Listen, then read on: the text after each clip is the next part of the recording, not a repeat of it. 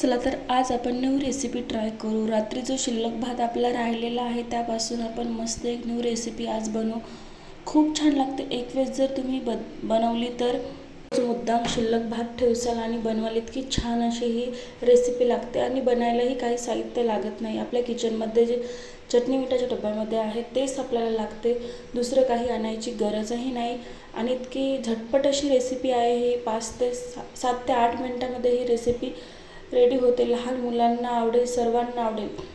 Soft म्हणलं तर सॉफ्टही करता येते आपल्याला आणि क्रंचीही पण करता येते। बघा आपला भात तर हे ऑलरेडी अगोदरच शिजलेला असतो, मग त्याला काय जास्त असं शिजू द्यायचं पण आपल्याला भाजू द्यायची गरज नसते। बघा तुम्हाला जर क्रंची हवा असेल तर क्रंचीही आपला एक थालीपीठ म्हणू शकता तुम्ही, याला असं भाजू शकता किंवा असं एकदम थोडंसं असं कच्चं जरी भाजलं तरीही पण ते खूप छान लागते। बघा कारण की ते आपला भात असा शिजलेला तर असतेच, मग त्याला असं जास्त भाजायचीही गरज नाही, खूप छान लागते। 2 ते 3च साहित्य यामध्ये टाकायचे आहे, ते तर आपल्या किचनमध्ये तर असतेच। खूप छान लागते। एक तर तुम्ही अशा पद्धतीने हे बनवून बघा। रोज मुद्दाम तुम्ही शिल्लक भात ठेवणार किंवा रात्री जास्त भात घालणार। बघा किती छान असा सॉफ्ट असा झालेला आहे। हा दह्याबरोबर तुम्ही थालीपीठ खाऊ शकता किंवा डोसा म्हणू शकता। चला तर आपण याची रेसिपी बघू।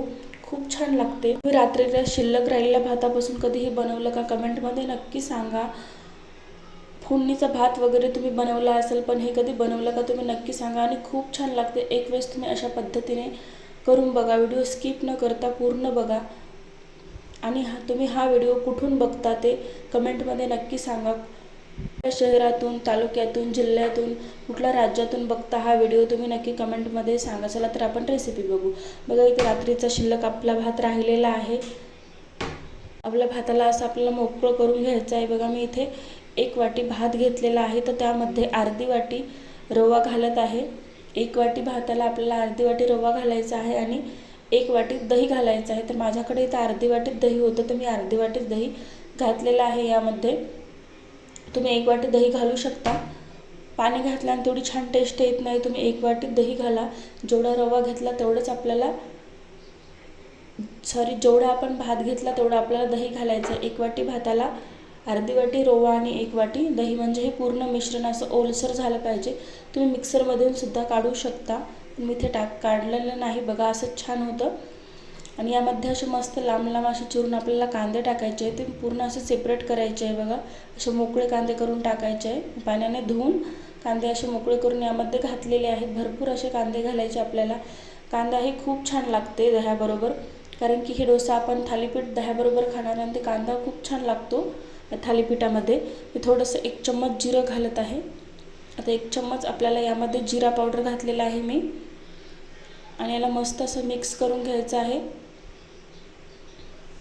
लाल तिखट, हळद ते घालून आपल्याला हे असं मस्त मिक्स करून घ्यायचं आहे। दूध अशा प्रकारे एकजीव झालं पाहिजे हे। तर याला आपण हातानेच मिक्स करू, असं बारीक बारीक। मिक्सरने जर आपण केलं ना ते पूर्ण असं बारीक होतं, एकदम असं ते बॅटर झाल्यासारखं होतं।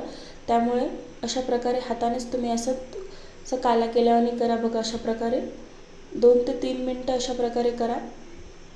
खूप छान लागते। एक वेळेस तुम्ही ही रेसिपी ट्राय करून बघा।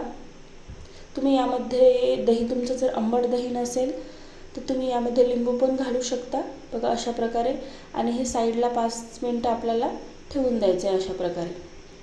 बघा 5 मिनिटं झालेली आहेत, तोपर्यंत इकडे आपण तवा ठेवलेला आहे, डोशाचा तवा ठेवलेला आहे। तुम्ही आपल्या पोळ्यांच्या पण तव्यावर करू शकता। तर यामध्ये कोथिंबीर घालू आपण। चला तर याला पण आता मिक्स करून घेऊ आपण छान असं। बघा किती छान असं मुरलेलं आहे। झटपट रेसिपी आहे ही, कारण की आपला भात हा रात्री शिजलेलाच असतो, त्याला जास्त वेळ नाही लागत।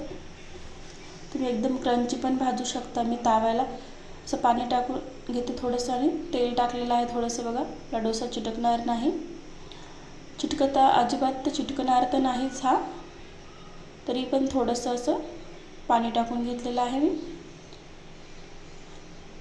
तुमच्या मनाने तुम्ही असा आकार देऊ शकता अशा प्रकारे। बघा तुम्ही हाताने सुद्धा असं वरती थापू शकता, पण मी इथे चम्मचच्या सहाय्याने बघा असं गोल किती मस्त झालेलं आहे बघा आपलं थालीपीठ। आता याला आपण असं परतून घेऊ। तेल टाकायचं आपल्याला कडेला, हे मोडणार नाही जेणेकरून। 5 ते 6 सेकंद मी ठेवलेलं आहे बघा. अशा प्रकारे 1 मिनटं तुम्ही ठेवू शकता लो टू मिडियम गॅसवर.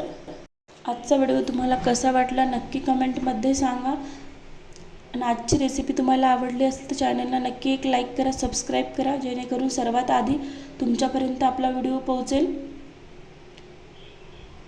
अशा प्रकारे आपण त्याला पलटून घेऊ. बघा किती छान असा कलर आलेला आहे. कढईने आपण तेल सोडू.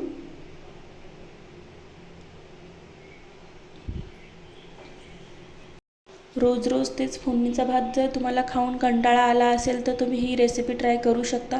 खूप छान लागते. एक वेळेस जर तुम्ही ही रेसिपी बनवली तर नक्कीच तुम्ही आठवड्यातून 2 ते 3 वेळेस बनवाल. आणि याला काही साहित्यही जास्तीचं लागत नाही.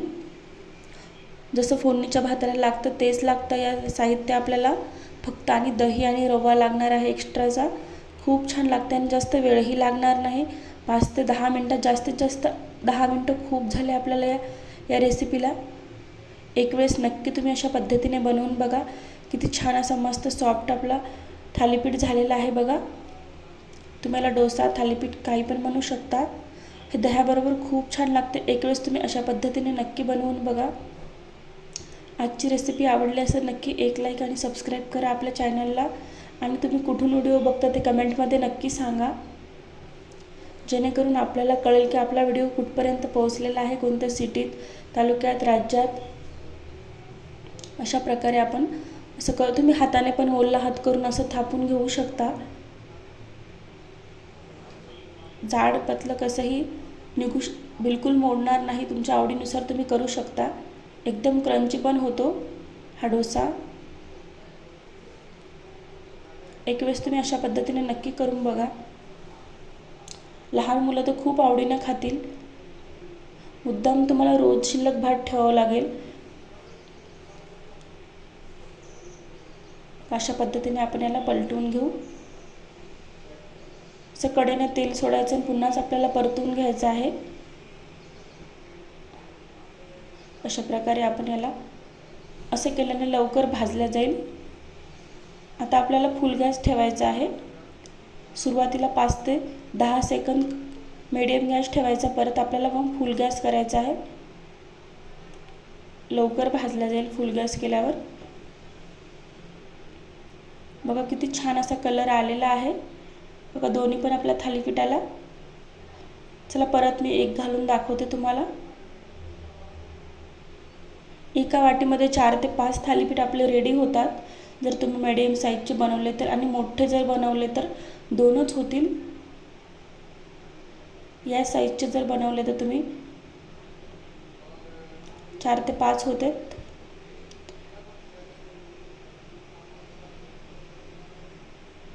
अशा प्रकारे आपण कढईने तेल सोडू याला. तर चेक बघा असं मस्त आपलं झालेलं आहे. तर चेक करू आपण, पलटून घेऊ याला.